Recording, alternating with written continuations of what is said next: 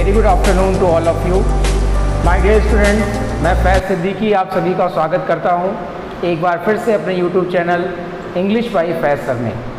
My dear students, हम लोग जिस टॉपिक को स्टडी कर रहे हैं इसमें हम लोग पहले से ही 3 लेक्चर्स हम लोग रीड कर चुके हैं।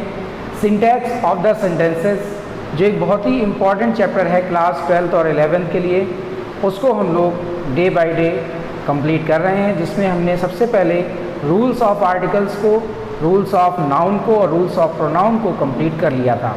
तो आज के टॉपिक में, आज के लेक्चर में हम लोग जो चीज़ स्टडी करेंगे उसको हम लोग पढ़ेंगे रूल्स ऑफ एडजेक्टिव्स।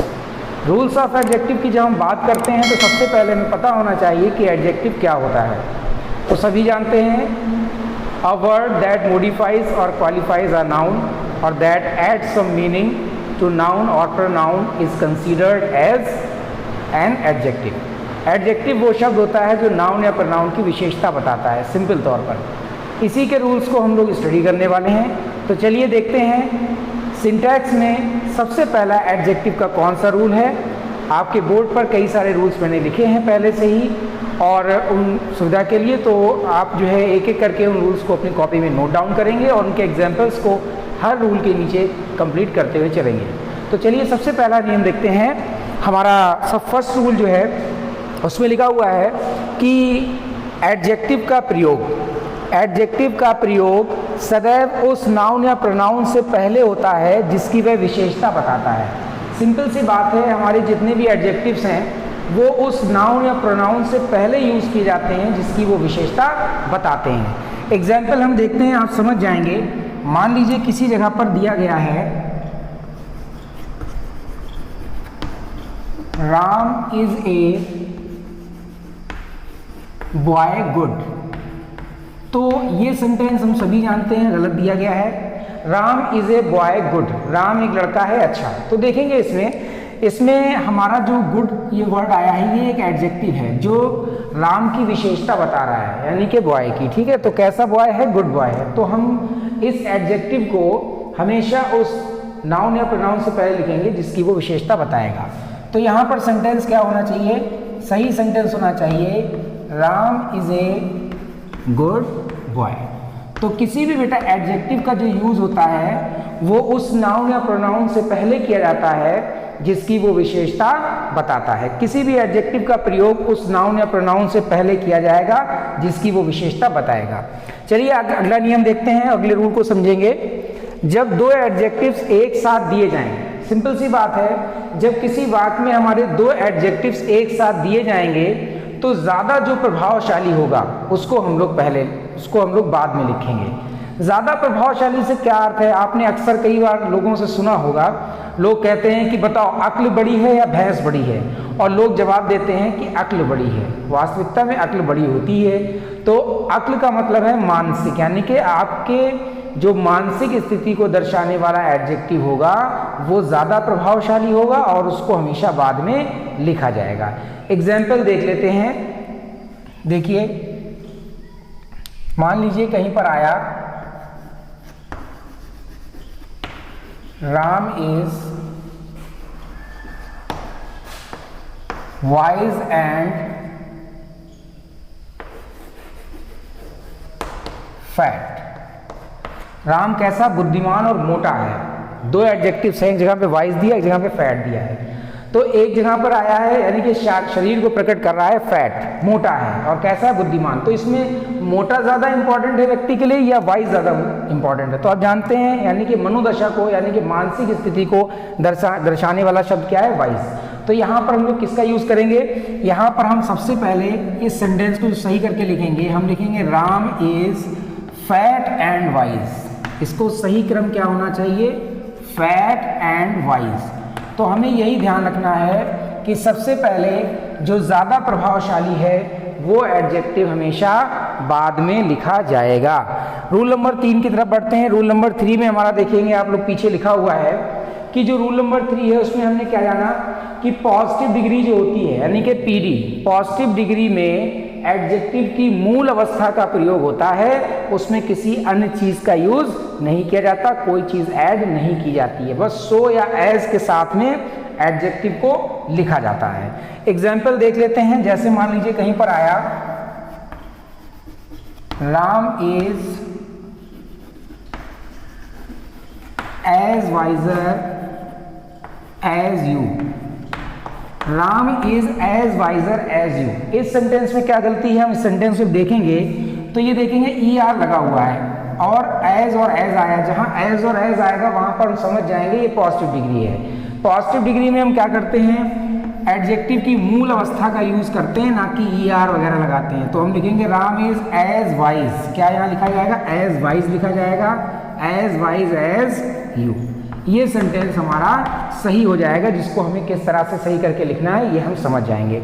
सबसे इंपॉर्टेंट चीज़ है, हमें यही जानना है कि पीडी, सीडी और एसडी की बनावट क्या होती है। If we know about the structure of these degrees then we can easily change them. Okay, we can find out the fault in that sentence. Means आप किसी भी गलती को आसानी से पकड़ सकते हैं। दूसरा नियम, इसके बाद जो हमारा रूल नंबर 4 आएगा, उसमें देखिए साफ साफ लिखा हुआ है कि सीडी में यानी कि कंपैरेटिव डिग्री में एडजेक्टिव की मूल अवस्था में ईआर और देन आता है। मतलब अगर कहीं पर कंपैरेटिव डिग्री है तो वहाँ पर हम लोग एडजेक्टिव की मूल अवस्था में ईआर और देन लगाएंगे। जैसे देखिएगा, मान लीजिए सेंटेंस आया Ram is wise than you.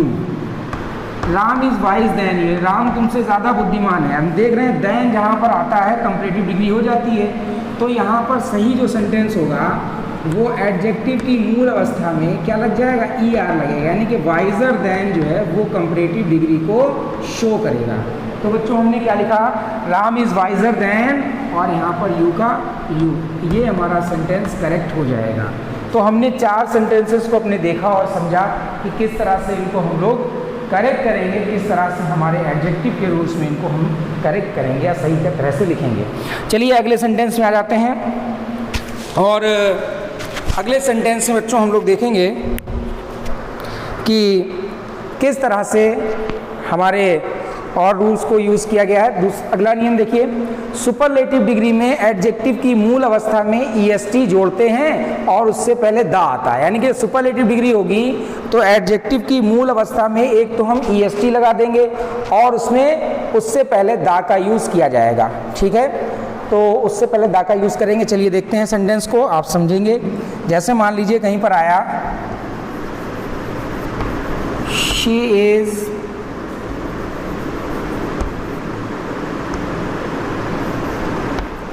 Is visor girl, तो वाइजर गर्ल नहीं होगा, क्या होगा सही सुपरलेटिव क्या होगी इसकी, she is the wisest, she is the wisest girl, ये सुपरलेटिव बनेगी। मान लीजिए एक सेंटेंस और देख लेते हैं। एक सेंटेंस कहीं पर आ गया she is one of the great girls. Sentence दिया है she is one of the great. देखेंगे वन ऑफ द जहाँ पे कहीं भी आता है हम समझ जाते हैं सुपरलेटिव डिग्री होती है। तो सही सेंटेंस जो हम लिखेंगे वो क्या होगा, she is one of the, sorry great है तो ग्रेट का क्या होगा, ग्रेटेस्ट हो जाएगा। She is one of the greatest girls, क्योंकि सुपरलेटिव डिग्री में ईएसटी का यूज़ किया जाता है। That's why we are adding EST here. Okay, इसीलिए हम लोग ईएसटी यहाँ पर ऐड कर रहे हैं। चलिए और बढ़ते हैं एक अगले नियम की तरफ। किसी भी, अगला नियम आपके देखिए लिखा हुआ है, कभी भी डबल कंपैरेटिव, यानी कि कभी भी किसी वाक्य में ना तो हम लोग डबल कंपैरेटिव का यूज़ करेंगे और ना ही डबल सुपरलेटिव का यूज़ करेंगे। किस तरीके से ज़रा देखिएगा।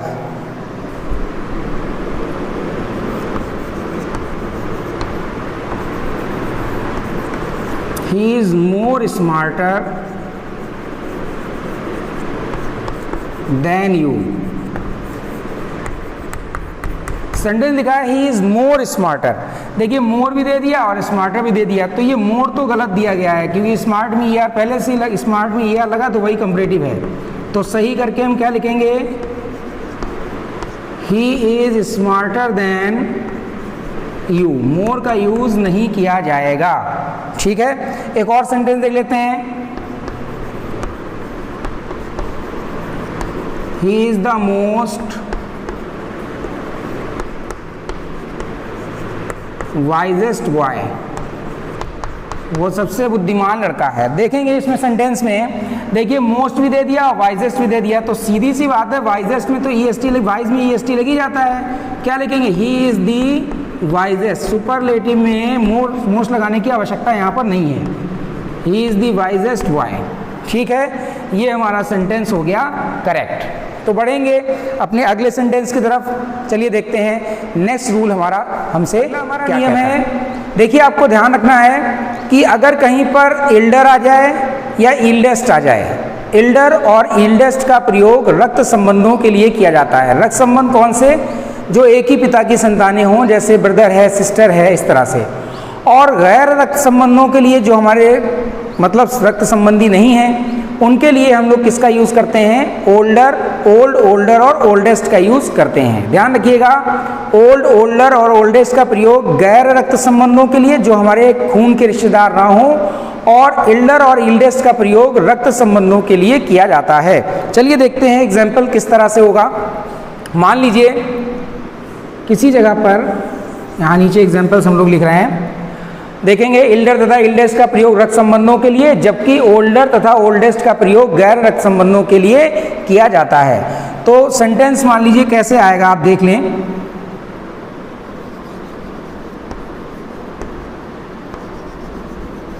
She is my eldest friend. She is my eldest friend. अब कोई अगर आपका दोस्त है तो आपसे कैसा हो सकता है? ओल्डेस्ट तो हो सकता है आपके सारे दोस्तों में, लेकिन इल्डेस्ट नहीं हो सकता। तो हम यहाँ क्या करेंगे? हम लिखेंगे इस सेंटेंस को, she is my oldest friend. Okay, oldest होगा, ना कि इल्डेस्ट का यूज किया जाएगा। चलिए अगले सेंटेंस में देखते हैं।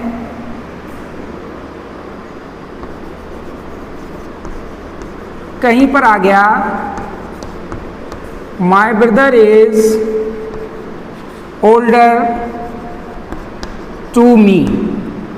माई brother is older to me. एक बात और ध्यान रखना, जहाँ कहीं भी ओल्डर, एल्डर ये सब शब्द आते हैं, वहाँ पर देन की जगह पर टू का यूज़ करते हैं। तो हम क्या करेंगे? My brother is older to me लिखा है। आप देखिए आपका भाई है, और ओल्डर का प्रयोग गैर रक्त संबंधों के लिए किया जाता है। तो हम कैसे लिखेंगे?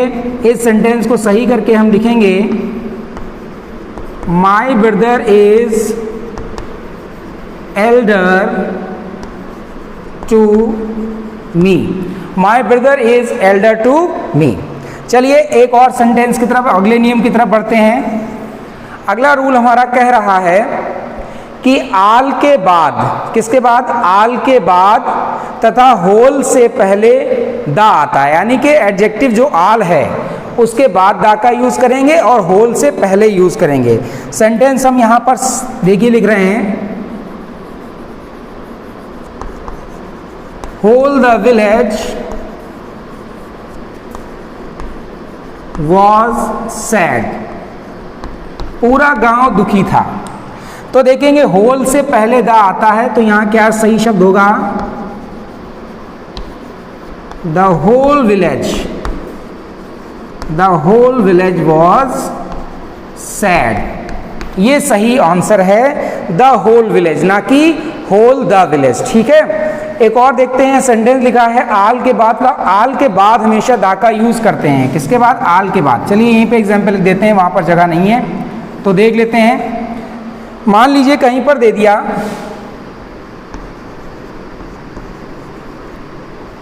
The all boys laughed. सभी लड़के हंस पड़े यहां से। तो देखेंगे द ऑल बॉयज शब्द गलत है, सही शब्द होता है ऑल द बॉयज। ऑल के बाद दा लगेगा, ऑल द बॉयज लाफ्ड। तो हमें यही ध्यान रखना है कि आल के बाद और होल से पहले दा का यूज करते हैं। अगला सेंटेंस देख लेते हैं। अगला नियम क्या है? F A R far. देखिए बहुत सिंपल सी बात है, एफ ए आर फार। फार का मतलब होता है दूर। तो फारदर अगर कहीं पर आता है तो इसका मतलब है दूरी के लिए। किसके लिए? दूरी के लिए। और जहां पर फर्दर आता है FUR वाला, FURTHER, तो फर्दर का अर्थ होता है आगे की स्थिति के लिए, ठीक है। तो फार्दर का प्रयोग दूरी के लिए और फर्दर का प्रयोग आगे की स्थिति के लिए किया जाता है। चलिए एग्जांपल्स देख लेते हैं इसके, यहीं पर लिख लेते हैं। Tell me your farther progress, मुझे अपनी आगे की उन्नति के बारे में बताइए। देखिए यहाँ पर फार्दर लिखा हुआ है और फार्दर दूरी को प्रकट करता है, तो प्रोग्रेस कोई दूरी तो ना प्रकट करेगी, तो ये शब्द गलत लिखा हुआ है। सही क्या होना चाहिए? सही हम लिखेंगे टेल मी योर, और ये जो फार्दर शब्द लिखा है इस जगह पर हम लोग क्या कर देंगे, इस जगह पर हम लोग कर देंगे further, FURTHER, tell me your further progress, ये आपका आंसर सही हो जाएगा।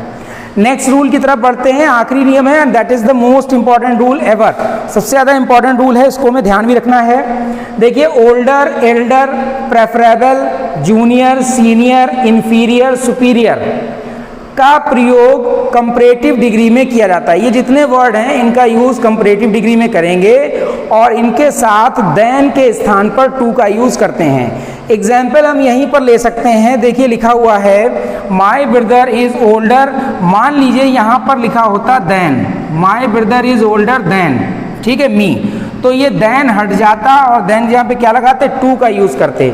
माई brother is older than me नहीं होगा, क्या होगा, my brother is older to me. जैसे आ गया she is senior than me, तो आप सही करके लिखेंगे she is senior to me. whenever old, older और oldest, okay, these sentences older, elder, preferable और prior, इसके अलावा आपका प्रेफरेबल जो वर्ड है ये दिए जाते हैं, तो इनके साथ हम देन की जगह पर टू का यूज करते हैं। आई होप आप लोगों को आज का टॉपिक अच्छी तरह से समझ में आया होगा। इन सारे रूल्स को अपनी कॉपी पे आप लोग नोट करेंगे और नोट करने के बाद जो एक्सरसाइज दी गई है बाद में मैंने पोस्ट की हुई है उसको आपको सॉल्व करना है। अगर किसी तरह की कोई प्रॉब्लम होती है, you can contact me on the number given on the thumbnail, okay, you can just message me on WhatsApp and I will try to solve your problems. Okay, thank you very much for joining my class and please subscribe and like my channel. Okay, thank you very much.